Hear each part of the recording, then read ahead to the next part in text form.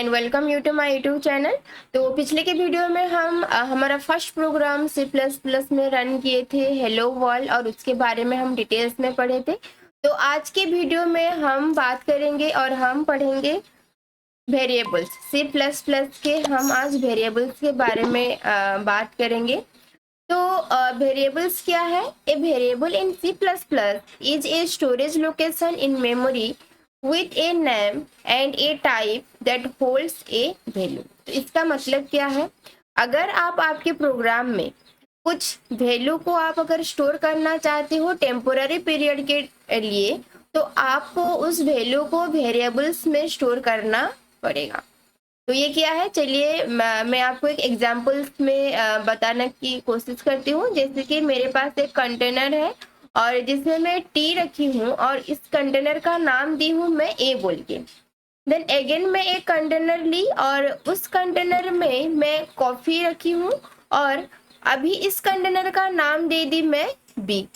तो अभी मैं इस तरह से लिख सकती हूँ container A equals to tea and container B equals to coffee. तो चलिए अब देखते हैं कि हम कैसे इसको हमारे प्रोग्राम में कैसे हम उसको डिक्लेयर करें। Syntax for declaring a C++ variable. तो कैसे हम डिक्लेयर करें?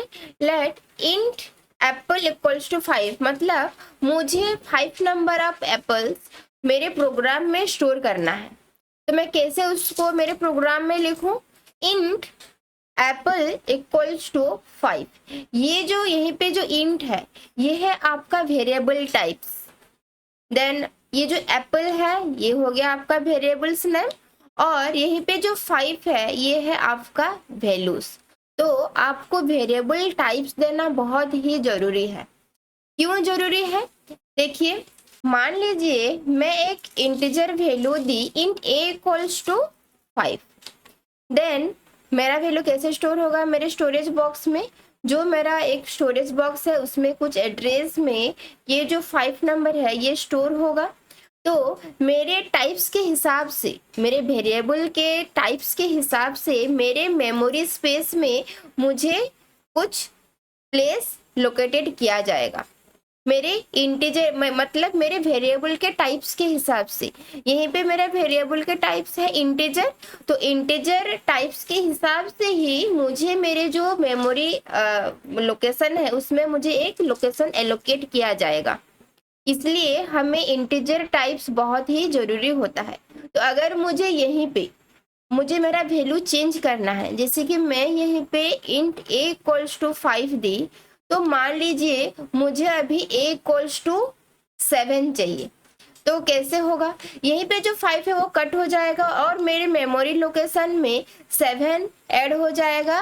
कुछ एक उसी ही एड्रेस में कुछ एड्रेस रहता है, जो भी आपका स्टोर होता है वैल्यू, वो वैल्यू का कुछ एड्रेस होता है। तो इस हिसाब से आपका वैल्यू स्टोर होता है, और अगर आप उसको चेंज करना चाहते हो तो इस हिसाब से वो आपका वैल्यू को वो चेंज भी करता है। तो अभी देखिए, हम जो भी वेरिएबल्स में नाम जो हम डिक्लेयर करते हैं वो ऐसे ही भी हम कुछ भी नाम नहीं दे सकते, कुछ ही तरीके से हम ऐसे ही नहीं लिख सकते। उनका कुछ रहता है, नेमिंग कन्वेंशन रहता है, जैसे कि आपका lower case, upper case and camel case. तो लोअर केस में जो हमारा सारा जो लेटर होता है वो क्या होता है? वो स्मॉल लेटर में होता है और उसमें स्पेस नहीं होता। अगर आप 2 वर्ड भी यूज कर रहे हो तो उसको उसमें आप वाइट स्पेस नहीं दे सकते। 3 अगर आप वर्ड यूज कर रहे हो तो उसमें आप वाइट स्पेस नहीं दे सकते। और क्या कर सकते हो? सारा जो लेटर है वो आपको स्मॉल केस में ही लिखना होगा, स्मॉल लेटर में ही लिखना होगा। ठीक वैसे ही अपर केस में क्या होता है? जो भी सारा वर्ड्स होता है, जो भी सारा लेटर्स होता है वो सारा कैपिटल लेटर में ही लिखा जाता है। और जो हमारा कैमल केस होता है वो जो फर्स्ट वर्ड है वो स्मॉल रहता है, और जो उसके बाद का जो वर्ड होता है उसका पहला लेटर जो है वो हमारा कैपिटल रहता है। इसको आप ध्यान से देखिए।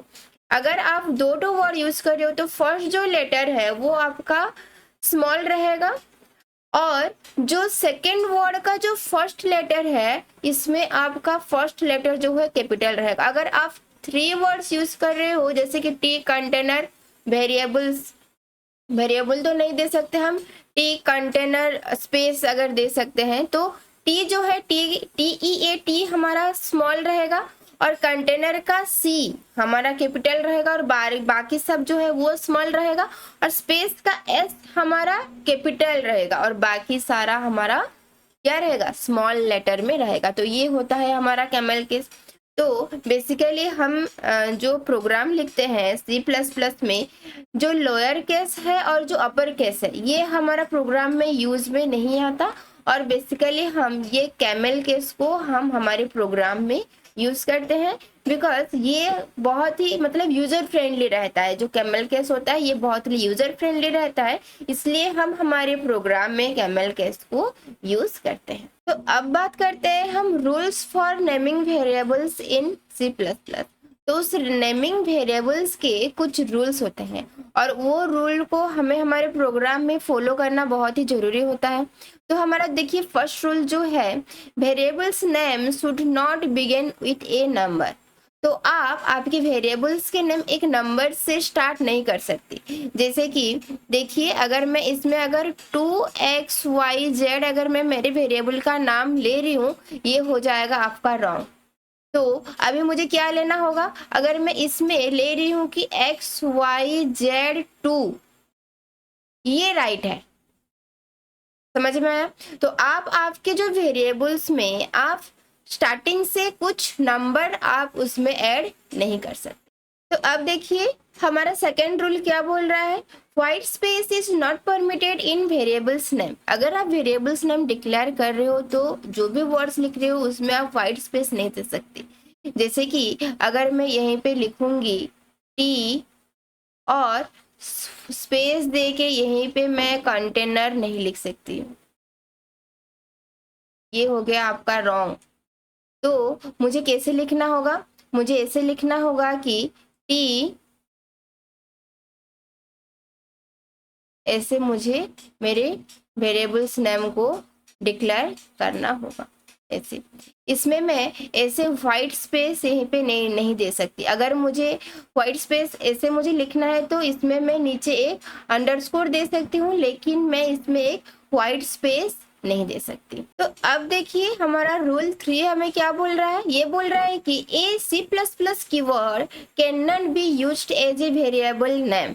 हम हमारा जो कीवर्ड है C++ के जो कीवर्ड है, जैसे कि हमारा इंट हो गया, आपका जो सी आउट अभी हम जो पढ़े थे सी आउट हो गया, ये सब कीवर्ड हम हमारे वेरिएबल्स में यूज नहीं कर सकते।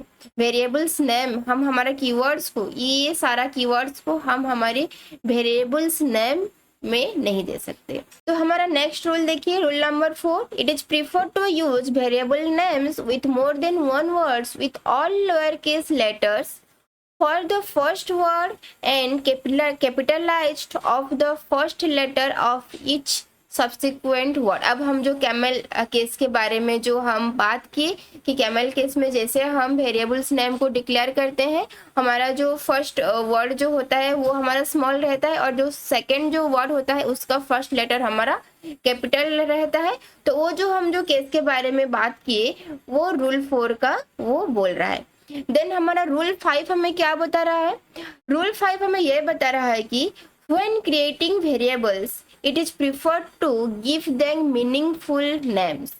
तो उसमें हमें मीनिंगफुल नेम देना बहुत जरूरी है।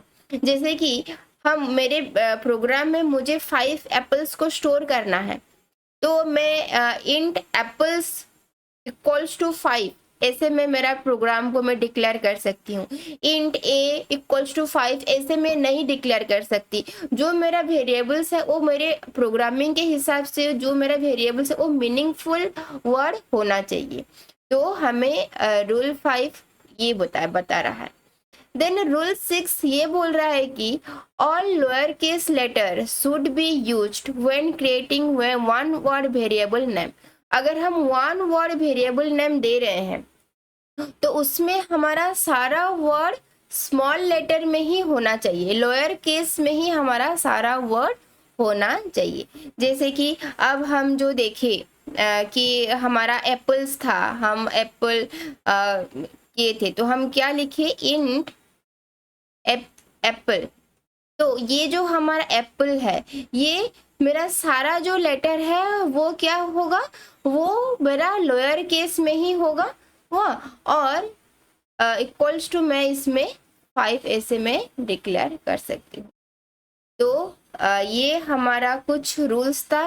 तो ये था आपका वेरिएबल्स का पूरा कंसेप्ट, कैसे आप वेरिएबल को डिक्लेयर कर सकते हो, कैसे आप उसको एक नाम दे सकते हो, और वो नेमिंग आप ऐसे ही नहीं दे सकते, उसका कुछ रूल्स है, ये सारा हम इस वीडियो में आज डिस्कस किए। तो आई होप ये वीडियो आप लोगों को समझ में आया हो। अगर समझ में नहीं आया हो तो आप रिपीट करके इस वीडियो को देख सकते हो। So thank you so much for watching.